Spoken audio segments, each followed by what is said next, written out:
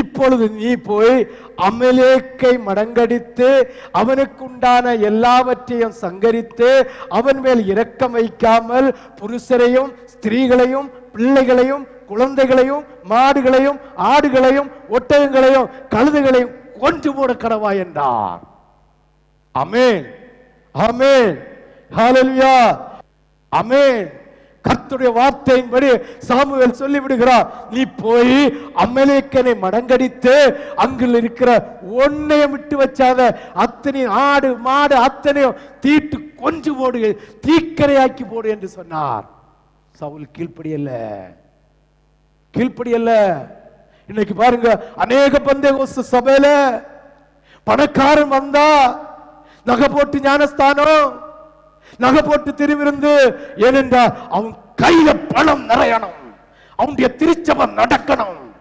அதற்காக சவுலும் அப்படிதான் கர்த்தருடைய வார்த்தைக்கு கீழ்ப்படியாமல், கர்த்தருடைய வசனத்துக்கு கீழ்ப்படியாமல், கர்த்தருடைய கட்டளைக்கு கீழ்ப்படியாமல் போனான்.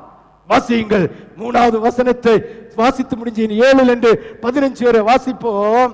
அப்பொழுது சவுல் அவிலா துவங்கி எகிப்திற்கு ஏரோது எதிரே இருக்கிற சூருக்கு போகும் எல்லை மட்டும் இருந்த அமலேக்கியரை மடங்கடித்து அமலேக்கியரின் ராஜாவாகிய ஆகாகை உயிரோடு பிடித்தான்.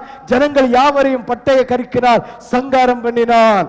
சவுலும் ஜனங்களும் ஆகாயையும் ஆடு மாடுகளில் முதல் தரமானவைகளையும் இரண்டாம் தரமானவைகளையும் ஆட்டுக்குட்டிகளையும் நலமான எல்லாவற்றையும் அழித்து போட மனதில்லாமல் தப்ப வைத்து அற்பமானவைகளையும் உதவாதவைகளுமான சகல வஸ்துகளையும் முற்றிலும் அழித்து போட்டான். ஹல்லேலூயா.